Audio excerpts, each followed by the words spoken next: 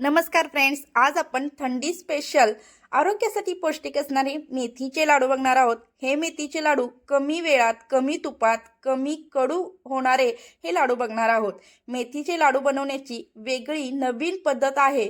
अचूक प्रमाण, योग्य पद्धत आणि स्टेप बाय स्टेप सर्व सांगितलेले आहे। त्यामुळे मेथीचे लाडू अतिशय पौष्टिक असे तयार होतात। मेथी ही कडू रसाची असल्याने त्यामध्ये सूजननाशक आणि जंतुनाशक असे दोन्ही घटक असतात। थंडीच्या दिवसात उद्भवणारे सांध्यांचे विकार, सांध्यांचे सूज, स्नायूंच्या वेदना, त्याचबरोबर छातीत कफ जमा होणे, सर्दी होणे आणि केसांमध्ये होणारा कोंडा, तसेच रक्त वाढवणे, रक्त शुद्ध करणे, हाडांसाठी बळकटी देणारे, लहान मुलांच्या हाडांची बळकटी वाढवणारे, त्याचबरोबर मेथीच्या सेवनामुळे स्त्रियांमध्ये हार्मोन संतुलन करण्याची क्षमता सुद्धा असते। त्यामुळे असे आपण हे लाडू हिवाळ्यात नक्की बनवू शकतो। न वेळ लावता आपण व्हिडिओला सुरुवात करूया।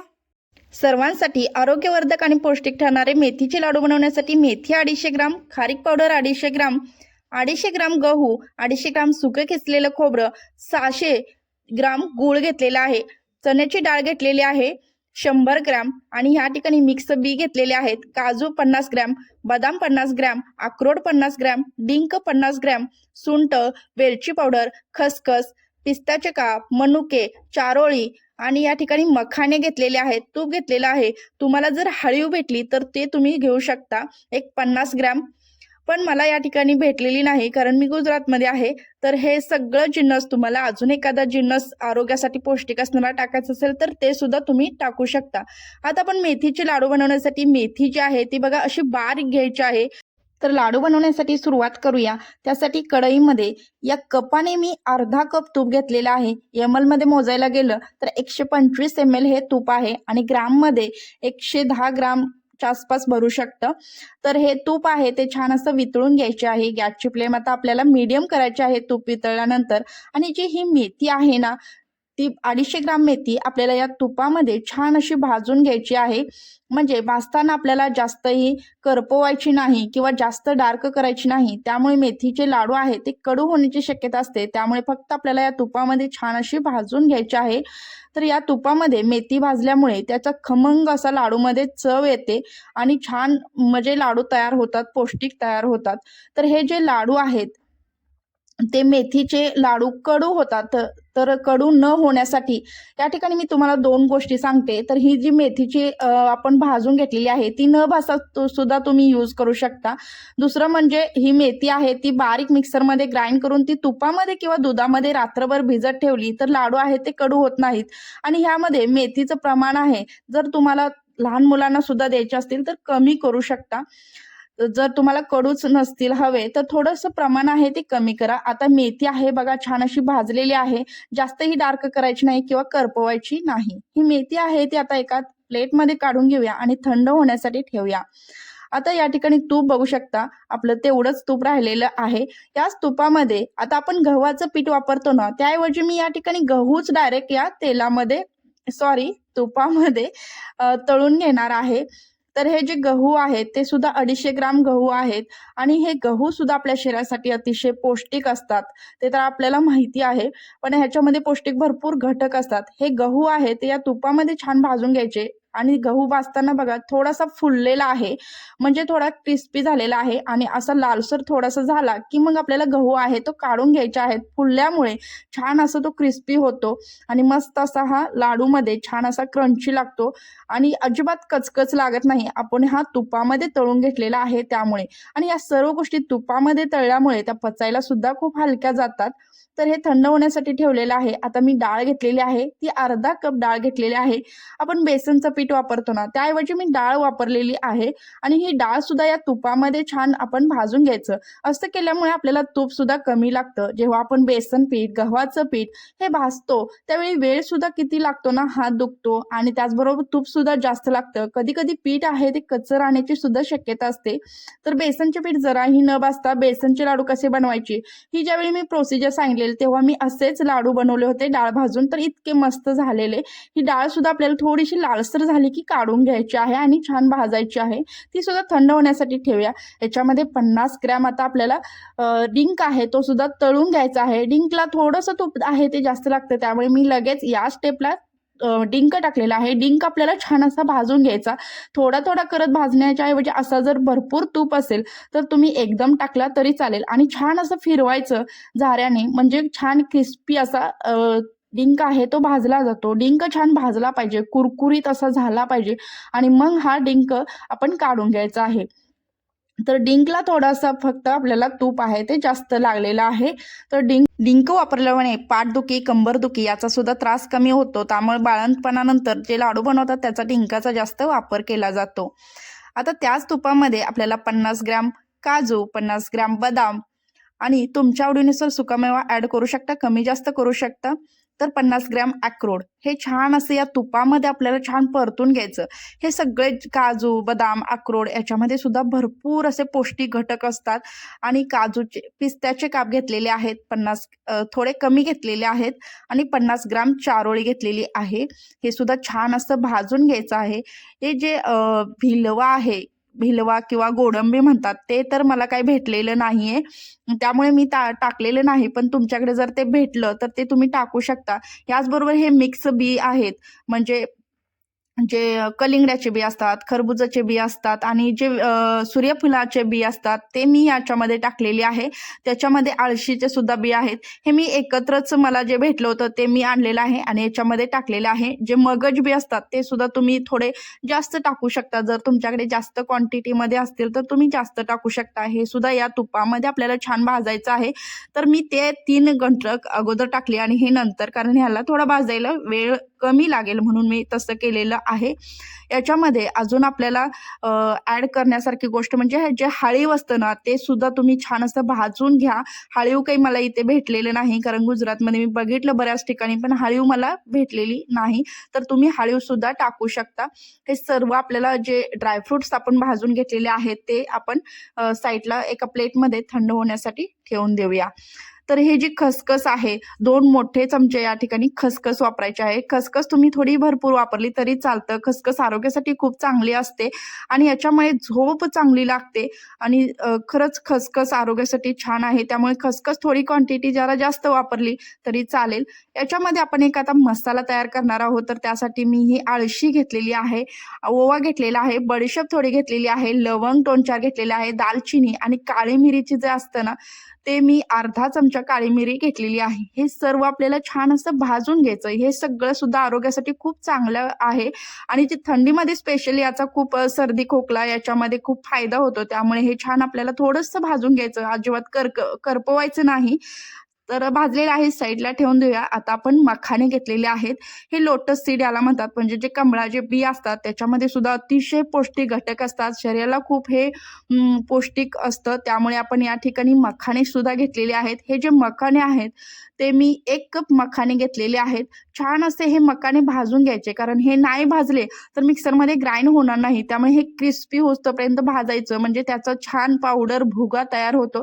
असे हे आपल्याला मखाने भाजून घ्यायचे आहेत. भाजून झाल्यानंतर ज्या प्लेटमध्ये खसखस आणि ड्रायफ्रुट्स काढले त्याच्यामध्येच काढून आपल्याला थंड होण्यासाठी ठेवायचं आहे. तर हे सुकं किसलेलं खोबरं घेतलेलं आहे 250 ग्राम. खोबरं सुद्धा आपल्याला छान असं भाजून घ्यायचं. आता कढईमध्ये आपल्याला तुपाची वगैरे गरज नाही, कारण खोबऱ्यामध्येच ऑलरेडी तेल वगैरे असतं. त्यामुळे छान असं हे भाजायचं आणि गॅसची फ्लेम आपल्याला कुठे सुद्धा हे सगळं भाजताना वाढवायची नाही. खोबरं भाजायला अजिबात वेळ लागत नाही. मंद गॅसवर भाजायचं. थोडंसं लालसर झालं, आता मी खोबरं आहे ते आता गॅस बंद केलेला आहे आणि ह्याच्यामध्येच मी हे खोबरं ठेवणार आहे. थोडंसं हलवून घ्या बंद केल्यानंतर गॅस आणि याच्यामध्ये ठेवा, म्हणजे छान असं खोबरं क्रिस्पी होईल आणि जास्तही खोबरं करपवायचं नाही. सगळ्या गोष्टी आता आपल्या भाजून झालेल्या आहेत. खोबरं सुद्धा छान क्रिस्पी झालेलं आहे. आता हे आपल्याला मिक्सरमध्ये छान असं ग्राइंड करून घ्यायचं आहे. त्याच्या अगोदर जो आपण मसाला बघितला होता ना ते याच्यामध्ये ग्राइंड करून घ्यायचं आहे मिक्सरच्या भांड्यामध्ये. तर ग्राइंड करताना एकदम बारीक अशी पावडर तयार करून घ्यायची आहे. आता आपण जे मेथी दाणे आहेत ना ते सुद्धा मिक्सरला ग्राइंड करून घेणार आहोत. ग्राइंड करताना अगदी थोडं थोडं ग्राइंड करायचं आहे, म्हणजे मिक्सरच्या भांड्याला जास्त लोड येणार नाही आणि ग्राइंड लवकर होतं, पटपट होतं. त्यामुळे थोडं थोडं ग्राइंड करा. ही जी मेथी पावडर आहे ते मी सांगितलं होतं तुम्हाला सुरुवातीला, की दुधामध्ये किंवा तुपामध्ये रात्रभर भिजून ठेवा आदल्या दिवशी, तरी मग तुमचे लाडू आहे ते थोडे कमी गोड होतील. ती प्रोसिजर तुम्ही अगोदर करू शकता. पण मी ही डायरेक्ट याच्यामध्येच मिक्स केलेले आहे. तुपामध्ये छान भाजलेले आहे त्यामुळे त्याचं खमंग असं चव तर येणार आहे लाडूमध्ये. त्याचबरोबर आता आपण हे भाजून घेतलेले जे गहू होते ते सुद्धा आपण मिक्सरमध्ये त्याच पद्धतीने आपल्याला बारीक ग्राइंड करून घ्यायचं आहे. ग्राइंड करताना एकदम बारीक ग्राइंड करायचं आहे. जशी आपली प्रोटीनची पावडर वगैरे असते तशी आपल्याला ही गव्हाची पावडर तयार करून घ्यायची आहे. त्यामुळे लाडू खाताना छान असे लागले जातात. ते भाजलेले आहेत त्यामुळे छानच होतं. आता डाळ आहे ती सुद्धा आपल्याला मिक्सरमध्ये ग्राइंड करून घ्यायची आहे आणि ग्राइंड करताना एकदम बारीक ग्राइंड करायची. बघा या पद्धतीने अशी व्यवस्थित. आतापर्यंत जर तुम्हाला हा व्हिडिओ आवडला असेल तर प्लीज प्लीज एक लाईक करा आणि कसे वाटते ही प्रोसिजर ती नक्की कमेंट करून सांगायला विसरू नका. आता जी मखाण्याची पावडर होती ती एकदम बारीक ग्राइंड करून घेतलेली आहे. खोबरं थोडंसं ओबड-धोबड म्हणजे थोडंसं जाडसर ग्राइंड करा म्हणजे ह्याच्यामध्ये लाडूमध्ये छान असं त्याची चव लागेल. आता हे जे आपण ड्रायफ्रुट्स घेतलेले आहेत ते सुद्धा आपल्याला थोडंसं मिक्सर आहे ना चालू बंद करत करा म्हणजे एकदम त्याची पावडर होणार नाही आणि दाताखाली जे असे थोडे थोडे असे मोठे कण आले ना क्रंची आणि मस्त त्याची चव लागते. त्यामुळे थोडंसं जाडसर हे ड्रायफ्रुट्स आहेत ते ग्राइंड करून घ्यायचे आहे आणि जी खसखस होती ना ती याच्यामध्ये मिक्स करून घ्यायची आहे. तर हे सगळं व्यवस्थित असं बारीक ग्राइंड करून घ्यायचं. फक्त ड्रायफ्रुट्स आपल्याला ग्राइंड करताना मोठे आता ही जी खारीक पावडर आहे ती कशी बनवली ती मी तुम्हाला सांगते. तर त्याच्यातल्या बिया काढायच्या, उभे उभे काप करायचे आणि थोडं थोडं मिक्सरमध्ये म्हणजे एक एक मूठ मिक्सरमध्ये टाका. चालू बंद करायचा मिक्सर. अजिबात जास्त फिरवायचं नाही. चालू बंद करत फिरवलं आणि थोडं थोडं टाकलं तर लगेच पावडर तयार होते. आता हा जो डिंका आहे तो हाताने बघा चुरला जातोय कारण आपण छान असं त्याला फुलूस्तर भाजलेला होता. त्यामुळे हे हातामध्ये घेतलं तर छान असं चुरा होतोय. तुम्ही एखाद्या खलबत्त्यात घेऊन वाटा किंवा मग पाट्यावरती लाटण्याने वाटत तरी म्हणजे छान होतं. फक्त मिक्सरमध्ये करू नका कारण त्याचा भुगाच तयार होईल, तेल तयार होईल. त्यामुळे अशा पद्धतीने केलं तर ते क्रंची सुद्धा लागतं. जो डिंक आहे तो आता हे सगळ्या गोष्टी आपल्याला मिक्स करून घ्यायच्या, एकजीव करून घ्यायच्या. एकदम व्यवस्थित असं एकजीव होईपर्यंत आपल्याला छान असं मिक्स करून घ्यायचं. याच्यावरती जी आपण पावडर तयार केली होती ना दालचिनी, लवंग वगैरे ते सगळं याच्यावरती पावडर तयार केलेली टाकून घ्यायची. वेलची पावडर, सुंठ पावडर आणि जायफळ असतं ते सुद्धा याच्यामध्ये टाकायचं कारण आपण थोडंसं गव्हाचा गुळाचा वापर करणार आहे. त्यामुळे जायफळ सुद्धा या लाडूमध्ये छान असं चव येते. तर हे सगळं आपल्याला परत हे मसाले टाकल्यानंतर मिक्स करून घ्यायचं आहे. याच्यामुळे सुद्धा लाडूला छान सुगंध असा तयार होतो. आता ह्याच्यामध्ये कढईमध्ये परत थोडंसं मी तूप टाकलेलं आहे बघा 2 चमचे. आतापर्यंत आपण अर्धा कप तूप वापरलं सुरुवातीला, आता 2 चमचे तूप वापरलेलं आहे. आणि हे जे म्हणजे मनुके होते ते भाजायचे राहिले होते म्हणजे मी लास्टलाच भाजणार होते कारण येते तुपाचं आपल्याला तूप थोडं जास्त भेटतंय. त्यामुळे हे मनुके सुद्धा छान भाजून घेतलेले आहे. मनुके थोडं गोड घ्या म्हणजे लाडू अजून थोडे गोड होतील. तर हे गूळ आहे तो मी 600 ग्राम गूळ घेतलेला आहे. तुम्हाला जर कमी गोड हवं असतील तर तुम्ही थोडं 500 ग्राम घेऊ शकता, पण 600 ग्राम गूळ घेतल्यानंतर लाडू छान होतात. हे आता आपल्याला या तुपामध्ये हा जो गूळ आहे तो वितळून घ्यायचा आहे. तर गॅसची फ्लेम मात्र अगदी मंद करून ठेवा किंवा मीडियम करून ठेवा आणि मग थोडा वेळ लागला तर गूळ वितळायला चालेल, पण पुढे जाऊ द्यायचं नाही. त्यामुळे कडक होण्याची शक्यता असते. पण तुम्हाला जर असा गूळ वितळून घ्यायचा नसेल, तुम्ही डायरेक्ट गूळ आहे तो किसून मिक्स करून मिक्सरला फिरवून घेतलं तरी लाडू छान होतात. आता ह्या ठिकाणी आपण हा गुळाचा पाक तयार केलेला आहे आणि फक्त वितळू द्यायचा आहे गूळ. आपल्याला अजिबात पाक वगैरे म्हणजे काय करायचं नाही, फक्त गूळ वितळून याच्यामध्ये टाकून घ्यायचा आहे. गूळ आता टाकून घेतल्यानंतर छान असं एखाद्या झाऱ्याच्या मदतीने किंवा चमच्याच्या मदतीनेच मिक्स करा कारण गूळ खूप गरम असतो, हाताला चटके बिटके बसतील. त्यामुळे मस्त असे हे मिक्स करून घ्या चमच्याने आणि मग परत तुम्ही थंड थोडं झाल्यानंतर हाताने मिक्स करा. आता तुम्हाला हा पाक तयार करायचा नसेल तर ते सुद्धा मी तुम्हाला सांगितलं की डायरेक्ट गूळ मिक्स करा म्हणजे तुम्हाला बिना पाकाचे लाडू तयार होतील आणि या पद्धतीने सुद्धा खूप सोपं आहे. फक्त आपल्याला गूळ वितळून घेतला की याच्यामध्ये टाकायचं आहे. आता हे जे मेथीचे लाडू जे असतात ना ते अतिशय पौष्टिक होण्यासाठी याच्यामध्ये तुपाची भरपूर गरज असते. त्यामुळे परत एक अर्धा कप मी तूप घेतलेलं आहे, ते कडकडीत गरम करून घेतलं आणि याच्यावरती टाकून घेतलेलं आहे आणि परत चमच्याने आहे ते मिक्स करून घेतलेलं आहे. म्हणजे टोटल आपण 1 कप आहे ते तूप यूज केलेला आहे म्हणजे 250 ml चा जो कप असतो तो यूज केलेला आहे. आणि अजून तुम्हाला एक 2 ते 4 चमचे जर तूप लागलं कमी जास्त तर ते तुम्ही यूज करू शकता. जे आपण आता मनुके घेतले होते तळून ते टाकायचे आहेत आणि लाडू बांधायला सुरुवात करायची आहे. बघा या पद्धतीने लास्टला मनुके टाकले, कारण मग सुरुवातीला जर आपण मनुके टाकले असते ते मिक्सरमध्ये कुठेतरी ग्राइंड झालं असतं, त्यामुळे लास्टला मनुके टाकायचे आहेत. बघा लाडू इतका इझिली वळला जातोय, छान बांधला जातोय. जर तुमचं मिश्रण थोडं कोरडं असेल तर तुम्ही थोडंसं त्याच्यावरती तूप टाकून बांधू शकता, किंवा मग तूप नसेल टाकायचं तर मग तुम्ही हे मिक्सरमध्ये फिरवून घ्या आणि एकजीव करून घ्या, म्हणजे छान असं हे बांधले जातील लाडू. पण थोडेसे लाडूमध्ये जे आपण ड्रायफ्रुट्स वगैरे घेतले होते ते छान असे दाताखाली यावे म्हणून अशा पद्धतीनेच तुम्ही लाडू बांधून घ्या. तुपाचा वापर जरी लाडूमध्ये जास्त झाला तरी चांगलंच आहे आरोग्यासाठी. थंडीमध्ये तूप अतिशय गरजेचं असतं, त्यामुळे लाडू अतिशय छान तयार होतात. आणि तुपाचा वापर तुम्हाला जास्त करायचा असेल तर तुम्ही करू शकता, पण मी तुम्हाला थोडंसं कमी तुपातले हे लाडू दाखवलेले आहेत. तुम्ही या ठिकाणी बघू शकता सुरुवातीपासून आतापर्यंत आपल्याला तूप किती लागलेलं आहे, आणि या तुपामध्ये इतके भरपूर लाडू होतात, म्हणजे साधारणतः 60 ते 65 लाडू या ठिकाणी माझे तयार झालेले आहेत. अतिशय पौष्टिक असे हे लाडू तयार झालेले आहेत. आणि लाडूमध्ये सगळ्या गोष्टीची चव, मेथीची चव, मेथीचा जो कडूपणा आहे तो तर थोडा जाणवतो, पण कडू तर असतील तरच ते आपल्या आरोग्यासाठी चांगले आहे ना. मग तुम्ही 50 ग्रॅम 100 ग्रॅम मेथी वापरून त्याचा उपयोग तेवढासा किंवा तेवढंच आरोग्याला आपल्याला पौष्टिक तर होणार नाही. त्यामुळे हे लाडू अतिशय पौष्टिक आहेत. जे बाळंतीण स्त्रिया असतात त्यांच्यासाठी हे अतिशय पौष्टिक असे लाडू आहेत. त्यामुळे दूध येण्यासाठी मदत होते, त्याचबरोबर पाठदुखी, कंबरदुखी याच्यामध्ये खूप फायदा होतो.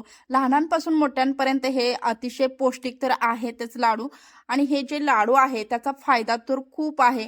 त्यामुळे असे हे लाडू आहे ते थंडीच्या दिवसात तुम्ही नक्की बनवा. आणि हे लाडू कसे झाले, हा व्हिडिओ कसा वाटतोय तो सुद्धा कमेंट करायला विसरू नका. मी तुम्हाला थोडक्यात याचे फायदे सुद्धा लाडू जे आहे तो तुम्ही सकाळी रोज एक खाऊ शकता, रोगप्रतिकारक शक्ती वाढवण्यासाठी. त्याचबरोबर डायबेटीसमध्ये, ब्लड प्रेशरमध्ये, पाठदुखी, सांधेदुखी, शरीर तंदुरुस्त मजबूत होण्यासाठी मेथीचे लाडू आरोग्यासाठी खूप पौष्टिक असतात.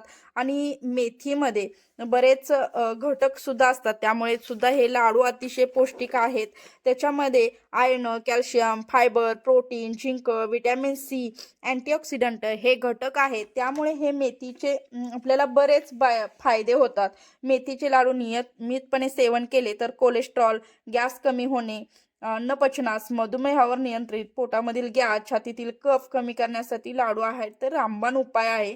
आणि मी एक फार्मासिस्ट असल्यामुळे तुम्हाला ही माहिती आहे ती सांगितलेली आहे, थोडंसं रिसर्च करून सांगितलेली आहे. आणि मग तुम्हाला हे लाडू आहे ते कसे वाटले कमेंट करून सांगायला विसरू नका. चॅनलवरती नवीन असाल, पहिल्यांदाच विजिट केले असेल तर चॅनलला आपल्या नक्की सबस्क्राईब करा.